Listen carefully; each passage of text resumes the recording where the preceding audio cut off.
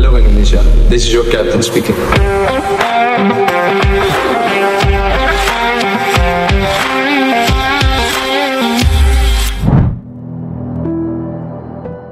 Hari ini kita semua bermimpi. Tidak salah bermimpi, tapi usaha dalam mengejar mimpi itu yang penting. Di Jakarta, pada Juni yang belum genap sepekan, langit masih bersinar terang ketika satu persatu langkah menyapa rumput Senayan. Timnas Indonesia dengan dada bergelora dan mata penuh bara kembali menginjakkan kaki di tanah ibu kota. Usai 5 hari berkumpul di Bali yang indah itu, ketika latihan dan liburan menjadi satu, ketika cucuran keringat dan nyanyian para punggawa dilantunkan bersatu, Timnas Indonesia semakin menatap laga penuh sejarah dengan ketekunan. Pulau Dewata dengan seluruh ceritanya ditinggalkan. Mereka menyongsong tempat yang lebih sakral, tempat yang nantinya akan menentukan Garuda akan terus terbang atau tak mampu lagi mengepakkan sayapnya. Patrick Kluivert telah memboyong seluruh pasukannya ke Jakarta. Mereka datang dengan harapan, dengan keyakinan, modal yang cukup menjanjikan.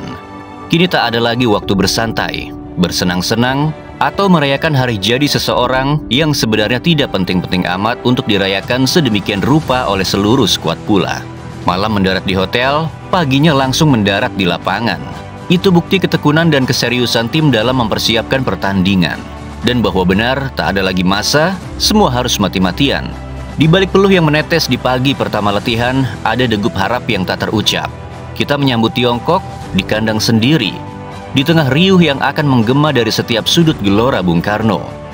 Para pemain datang tak hanya membawa sepatu dan kualitas. Mereka membawa cerita, luka, harapan dan tekad yang terus diasah sejak laga-laga sebelumnya. Dari Sandy Walsh yang masih membungkus pahanya dengan kompres es, hingga Kevin Dix yang pulang dari Denmark dengan piala dalam genggaman. Semua bersatu dalam 2 kata, bela negara.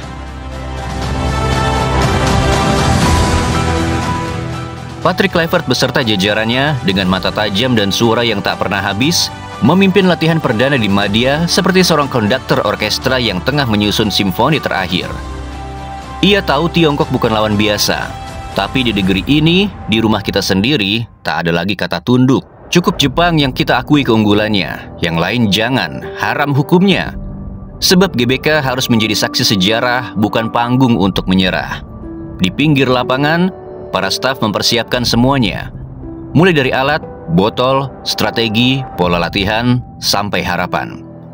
Di tribun yang kosong, yang hanya diisi oleh beberapa sorot kamera, suara sepatu menjejak seperti gema yang menanti ribuan suara lain. Senayan penuh bising dengan langkah kaki.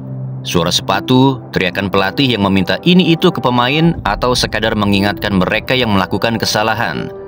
Di dalam lapangan, segala kebisingan itu berubah jadi harmoni kerja keras.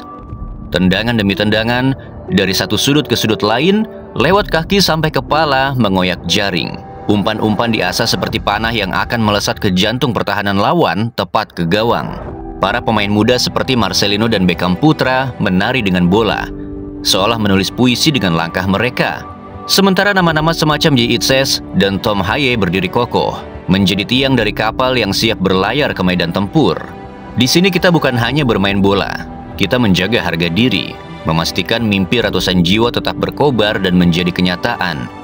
Membayangkan kalimat tersebut dijadikan cambuk semangat, dijadikan mantra mujarab yang keluar dari mulut Yitzes setiap sebelum dan sesudah latihan. Latihan terus berlanjut hingga matahari turun perlahan.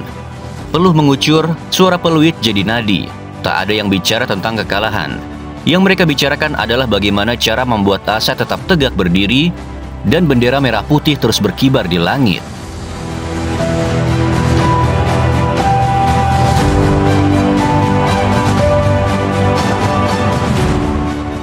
Dan ketika malam menutup Jakarta, sinar matahari terganti sorot lampu di setiap sudut kota dan jalanan. Api di dada pemain masih menyala. Mereka menjaga sinarnya, memastikan terangnya harapan sampai hari pertandingan. Karena bagi mereka, bermain untuk Indonesia bukan lagi sekadar tugas. Itu adalah sebuah kehormatan.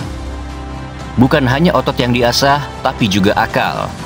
Karena melawan Tiongkok bukan sekadar adu fisik.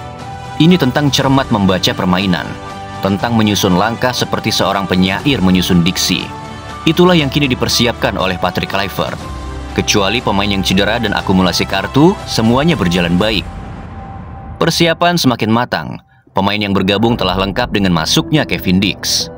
Tak ada lagi yang kurang. Hal ini membuat sang pelatih bisa leluasa menentukan strategi, menyiapkan semuanya dalam tiap latihan. Satu hal yang penting, Patrick Kluivert punya keyakinan yang sama seperti kita, tidak takut dengan Tiongkok. Alih-alih ketakutan, ia justru mempersiapkan lawan untuk takut terhadap Indonesia. Bahwa Indonesia sekarang sudah berbeda dari Indonesia yang kalah 1-2 di Qingdao. Bahwa Indonesia sekarang bermain di rumah sendiri. Ia berucap, mereka yang seharusnya melihat kami, takut pada kami karena kami bermain di kandang. Kami harus tampil dominan dan China harus berhati-hati, kata Kluivert.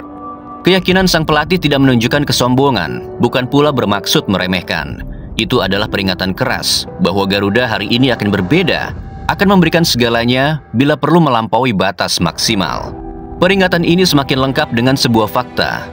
Tidak semua pemain timnas Indonesia diketahui permainannya oleh Tiongkok. Setidaknya terdapat 8 pemain diaspora belum pernah dimainkan kontra Tiongkok pada pertemuan pertama.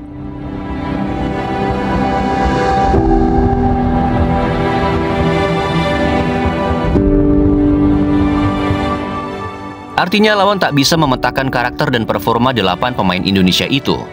Mereka masih buta terhadap Joey Pelopessi, Kevin Dix, Dean James, Ole Romeni, serta yang lain. Dan kita semua tahu nama-nama yang disebutkan adalah nyawa baru Garuda.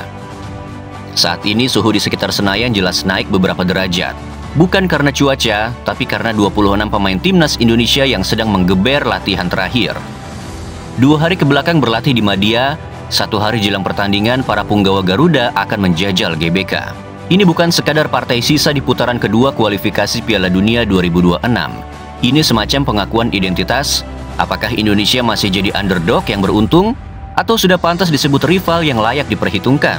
Kendati mendegangkan dan mempertaruhkan banyak hal, Patrick Kluivert enggan tertekan. Ia malah tampak santai, namun menjaga fokus tetap maksimal. Beberapa kali ia melempar senyum simpul dan menyapa awak media yang meliput latihan. Dan dalam sekejap tangannya menunjuk ke papan strategi, lalu ke arah lapangan, lalu ke dada para pemain. Karena lawan kali ini bukan sekadar Tiongkok sebagai nama besar. Ini adalah ujian mental. Maka dari itu, ia menggertak lawan, memberi peringatan keras. Dia juga ingin membuktikan apakah kita sudah cukup dewasa untuk main di rumah sendiri dengan ekspektasi yang menggelegar. Beberapa tahun lalu, latihan seperti ini hanya jadi rutinitas. Hanya pemanasan untuk kekalahan yang sudah ditulis. Yang tidak direncanakan tapi sudah ditakdirkan. Sekarang semuanya berubah. Para pemain tahu bahwa mereka membawa harga diri, tidak cuma federasi, tapi juga sejarah dan sedikit luka kolektif yang belum benar-benar sembuh. Iya, ada dendam yang harus dibalas tuntas. Meski tak akan dimainkan, Marcelino terlihat fokus. Ia tidak banyak bicara, tapi tubuhnya bicara banyak untuk apa yang akan dipersiapkan melawan Jepang setelahnya.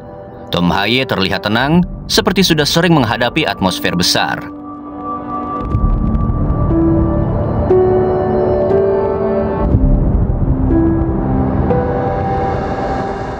Dan arahan, dia kembali lagi ke Senayan seperti anak rantau yang pulang membawa kematangan. Dia tidak lagi sekadar si pemain dengan lemparan jauh, bukan lagi Arhan yang hanya jadi sosok penarik massa di Jepang tanpa dimainkan. Tapi seorang bek kiri dengan naluri bertahan yang lebih baik, menit bermain yang mumpuni di Thailand. Ia pulang membawa ambisi yang lebih besar. Yang menarik adalah atmosfernya. Latihan terakhir ini bukan sekadar latihan. Ini seperti gladi resik untuk pembuktian. Semua sudah dipersiapkan dengan matang. Berbagai strategi dipersiapkan, mulai di Bali sampai pemain menginjakan kaki di Jakarta. Langkah pertama adalah fokus pada build up dari belakang. Ini sudah biasa kita lakukan. Jadi salah satu keunggulan Indonesia juga. Dengan model itu, Kluivert ingin semuanya semakin sempurna, tanpa kekurangan dan tanpa celah. Kemudian dia mencoba memaksimalkan bola mati. Indonesia agak sedikit kurang beruntung dalam situasi ini. Bukan hanya saat memanfaatkannya, kita juga cukup payah mengantisipasi bola mati. Inilah yang diperbaiki pelatih, mengubah sikap dan disiplin pemain. Untuk memastikan semua berjalan lancar, dibutuhkan pemain yang vokal, yang disegani dan dihormati kawan. Seperti kental dengan jiwa kepemimpinan. Disinilah vitalnya peran Jay Itzes. Ia diminta langsung oleh Kluivert untuk mengkomandoi kawan-kawan di lapangan. Build up dari belakang melibatkan Jay sebagai back, sebagai pengatur organisasi. Antisipasi bola mati juga harus sesuai aba-aba sang kapten. Dia yang mengatur siapa yang menjaga siapa, siapa yang ada di mana, dan siapa harus apa. Pun demikian, kala Indonesia mendapatkan bola mati, entah tendangan bebas atau tendangan penjuru, Jai yang unggul dalam duel udara bisa jadi pembeda, pemecah kebuntuan. Kepalanya mematikan, beberapa sudah jadi korban. Mulai dari Vietnam hingga raksasa Italia, Juventus.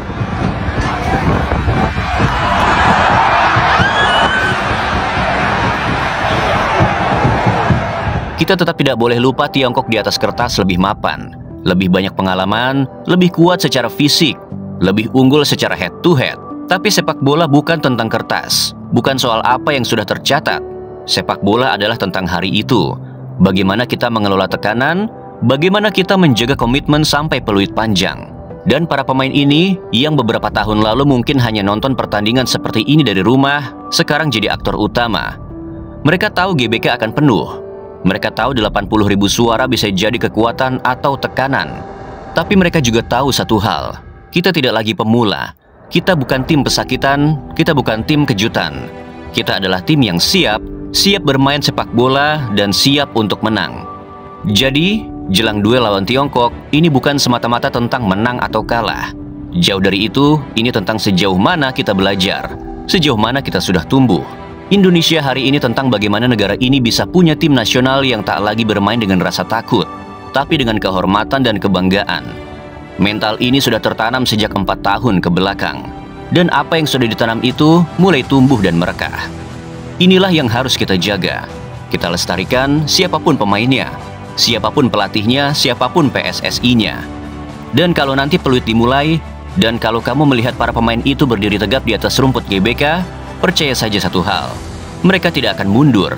Garuda tidak akan pernah diajari cara untuk mundur.